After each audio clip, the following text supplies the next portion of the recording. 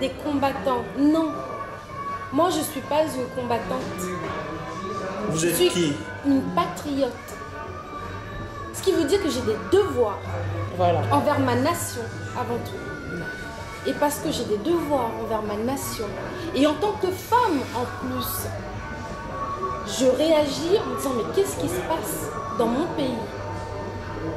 Ces chanteurs, j'ai dansé, j'ai grandi avec leur musique. Je suis allée les voir dans leurs concerts. Aujourd'hui, je me sens déshonorée. Sachez que la femme congolaise, à l'international, c'est la femme la plus humiliée. D'accord, mais ça veut dire quoi? C'est pas les musiciens qui ont véhiculé cette image. Finalement, les viols. Alors vous en fait, finalement, les viols, c'est tout à fait normal parce que... Non, on ne mélange pas. L'image que la danseuse des groupes de chanteurs congolais véhicule sur scène,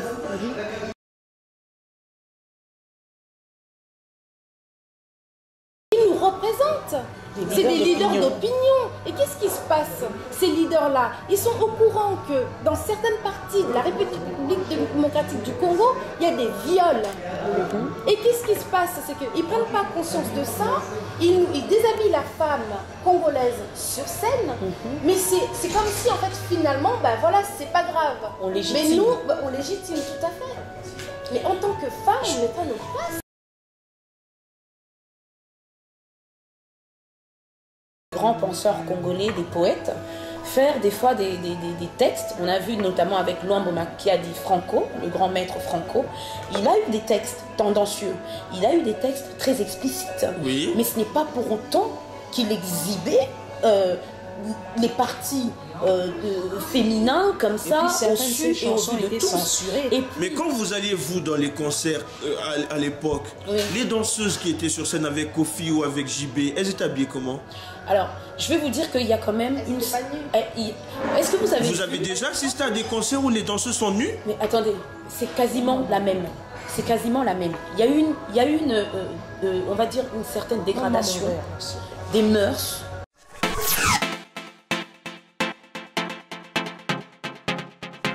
Vous êtes en France et vous voulez communiquer sur congomikili.com?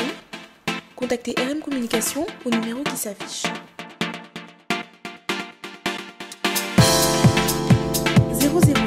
33 649 619 858.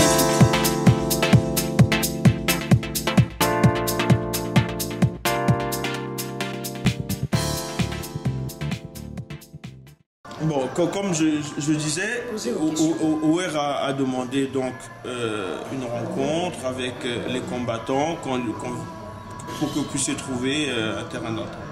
Maintenant, qu'est-ce que vous dites par rapport à ça? Ce qu'on dit par rapport à ça, c'est qu'il aurait fallu que M.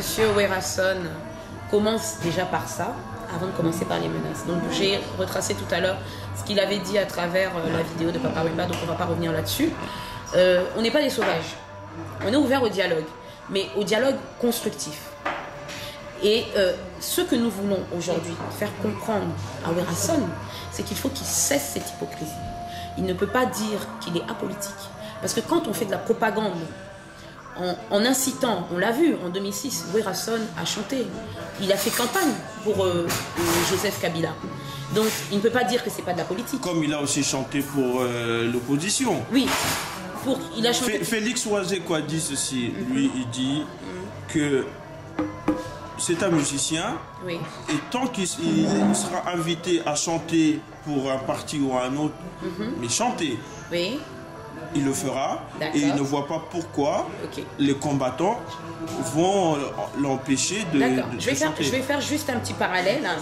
On parle d'un homme qui est vraiment de connivence avec Paul Kagame, qui est aujourd'hui reconnu comme étant... il n'a pas encore été jugé, mais il est reconnu. Il est reconnu, on sait que Paul Kagame est aujourd'hui reconnu comme étant un criminel de guerre notoire, un génocidaire. Et on sait que Paul Kagame a commis des crimes, des actes barbares pour lesquels il pourrait être poursuivi du jour au lendemain pour crimes contre l'humanité. Donc on ne parle pas de n'importe quel président, on ne parle pas de n'importe quelle présidence, on ne parle pas d'une république démocratique en tant que telle. Aujourd'hui, la République démocratique du Congo n'a de démocratique que le nom. Je vais faire un parallèle concernant par exemple la Seconde Guerre mondiale. On a vu des artistes français être de connivence avec l'Allemagne nazie. Ces gens-là ont soutenu l'Allemagne nazie, ont collaboré avec les nazis. On peut dire qu'aussi c'était dans leur droit. Ils étaient dans leur droit de soutenir Hitler. Mais en sachant que Hitler était venu assiéger la France, que Hitler commettait les actes barbares que nous connaissons, est-ce qu'aujourd'hui, l'histoire avec le recul que nous connaissons, vous diriez aujourd'hui que ces artistes-là avaient une légitimité, avaient le droit de faire ce qu'ils faisaient, en sachant ce que Hitler faisait aux Français? C'est exactement la même chose aujourd'hui. Aujourd'hui, Paul Kagame vient au Congo avec comment dire, on lui a ouvert une porte, mais grande ouverte. On sait ce qui se passe au Congo, on sait ce qui se trafique dans la République démocratique du Congo. Mais est-ce que vous trouvez ça normal que M. Kofi Olomide, en sachant ce qu'il sait, aille à Kigali, fasse des concerts et voilà, ils sont glorifiés. Moi, j'ai rempli des stades à Kigali, alors que dans l'est du Congo, il y a des viols. Écoutez, soyons sérieux. C'est plutôt de votre mouvement. Donc ça, on a pu comprendre que vous êtes contre Kabila et vous demandez son départ. Mais après, vous obtenez le départ de Kabila. Qu'est-ce qui se passe pour votre mouvement? Vous faites quoi? Vous devenez quoi? Il y a quoi après? Qui va répondre? Qu'est-ce qui va y arriver? Je pense que c'est plus une question parce que bon nombre de personnes pensent qu'on est tous à l'affût des postes au Congo. Donc oui, si jamais Kabila venait à partir, donc on se précipiterait pour avoir des postes au ministère quelconque. Non, même pas ça, mais Kabila part. Vous avez quelqu'un, vous avez... qui va diriger le Congo demain? Vous allez Attendez, là vous parlez de mouvement ou vous parlez de parti politique? Parce que si vous parlez de notre collectif... Vous, votre action, votre collectif, quel est votre projet pour le Congo? Qu'est-ce que vous proposez? Mais attendez, si on est un mouvement... À part demander le départ de Kabila... Oui, attendez, on va être d'accord. Si on est un mouvement, on n'est pas un parti politique. Moi, je suis porte-parole d'un parti politique, mais je ne parle pas ici en tant que porte-parole de mon parti politique. Je parle en tant que membre d'un collectif, d'un mouvement. Aujourd'hui, les mouvements ne font pas, comment dire, forcément les projets de société. Mais vous rendez bien compte que là, le Congolais ne comprend pas entre qui ne fait pas la différence. Politique, bon, alors on va l'expliquer. On va l'expliquer. Vous avez trois têtes en fait. Oui, non, attendez. On a trois têtes, mais là aujourd'hui, la tête, c'est le collectif, c'est le mouvement. Le mouvement, on n'est pas là pour donner des directives politiques. Il y a des partis politiques qui sont là en place. Dans ce cas-là, il faudra interroger ces partis politiques pour qu'ils vous présentent leur projet de société. Le jour où vous viendrez m'interviewer en tant que porte-parole du RPLC, je vous expliquerai quel est notre... D'accord. Maintenant, votre mouvement. Oui. Vous êtes contre... On vous l'a dit, on veut le défendre. Déjà, dans un premier temps, les violations faites aux femmes, que ça cesse. Déjà, rien que ça. D'accord. Voilà. Et de deux, vous êtes contre le laisser-aller des artistes congolais sur scène. J'exigerais même des excuses. Non, alors attendez, non, c'est vraiment un mélange c'est du n'importe quoi. On n'est pas contre les artistes congolais. Au contraire. C'est une politique justement de main tendue. Vous demandez qu'est-ce que parce que je comprends pas bien. Vous demandez quoi aux artistes congolais de prendre un micro et de dire il y a des viols au Congo, je suis contre la guerre, je suis contre Kabila. Qu'est-ce que vous voulez qu'ils disent? Monsieur, des paroles de conscientisation. L'autre va répondre. Mais sont-ils obligés de le faire? Monsieur, tant que patriote, en tant que citoyen congolais, on a des devoirs, on a des droits, mais on a aussi des devoirs en tant que citoyen. Écoutez, je vais vous donner un exemple. Vous êtes dans la rue, vous marchez, d'accord? Vous êtes citoyen, vous avez des droits, vous avez des devoirs. Vous voyez une femme se faire agresser. Vous ne le faites pas. La personne décède. Vous vous sauvez, d'accord? Vous savez que vous pouvez être poursuivi pour non-assistance à personne en danger. Bien sûr. Bon. Vous, comme moi, vous avez vu le retour de Kinshasa par rapport à cette journée du 19. Juste en fait, ce que j'ai compris, c'est que la plupart des personnes qui sont à Kin ont eu une autre information. C'est-à-dire déjà dans un premier temps, ils ne savaient pas le pourquoi, mais il y a un début quand même. Voilà. C'est ce qu'on leur a expliqué. C'était Kabila Dégage. Qu'est-ce qu'on leur a expliqué? Qu'est-ce qu'on leur a expliqué à ces gens-là? Vous savez ce qu'ils se disent? Mais vous qui faites ça, vous ne faites pas ça pour la France ici, vous faites ça pour eux là-bas à Kinshasa. Mais eux là-bas à Kinshasa, apparemment, ils n'étaient même pas au courant. Non, mais attendez. Qu'est-ce qu'on a dit à ces gens-là? Ces gens-là, ils ont compris que nous avions fait un blocus parce que Werason a obtenu des visas et que JB Mpiana... Non, attendez, si. JB Mpiana n'en a pas reçu, Fali n'en a pas reçu. Voilà. Écoutez, c'est pas du tout ça. Vous voyez qu'on les contre-informe. Alors que c'est pas ça. Il fallait... Non, attendez. Est-ce qu'un journaliste est parti? Moi, j'ai pas entendu le journaliste expliquer aux gens. Est-ce que vous savez qu'on a fait un blocus, qu'on interdit...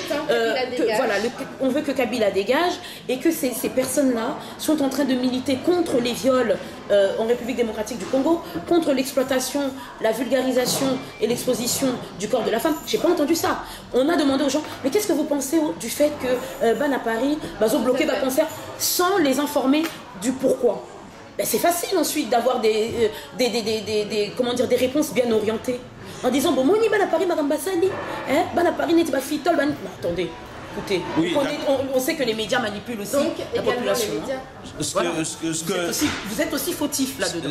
Ce qui veut bien dire aussi que finalement, votre message n'est pas du tout audible à Kinshasa. Mais pourquoi il n'est pas audible? Parce que la presse est verrouillée. Mais c'est à vous de vous organiser. Mais attendez, on a beau s'organiser. C'est pas question seulement de... Alors, écoutez, juste une question, vous savez ce qui s'est passé récemment? Est-ce que vous savez ce qui s'est passé récemment? Il est où le président de la République démocratique du Congo? C'est à vous de nous dire, vous, les gens bien informés. Déjà, je vous demande, il est où actuellement? Alors, s'il y a eu ce mouvement-là, c'est que d'une manière ou d'une autre, c'est qu'il y a une communication qui se fait. Peut-être qu'elle n'est pas... Et vous faites partie de ces gens-là? Non, on ne peut pas répondre à cette question. Ok. On ne peut pas répondre à cette question. On est en train de... Savez-vous où il est le président actuellement? Il est dans la nature, ça c'est sûr. Vous, en tant que journaliste, vous êtes peut-être les premiers à avoir l'information. Il est dans la nature, il est bien quelque part. Je pense que les gens bien informés comme vous peuvent nous donner aussi l'information. Oh, écoutez, on ne va pas répondre à ce genre de questions. D'accord. Mais que pensez-vous alors de cet acte qui s'est passé dimanche dernier à Kinshasa? Que pensons-nous de cet acte? Définissez-nous déjà l'acte. Qu'est-ce que vous entendez par acte?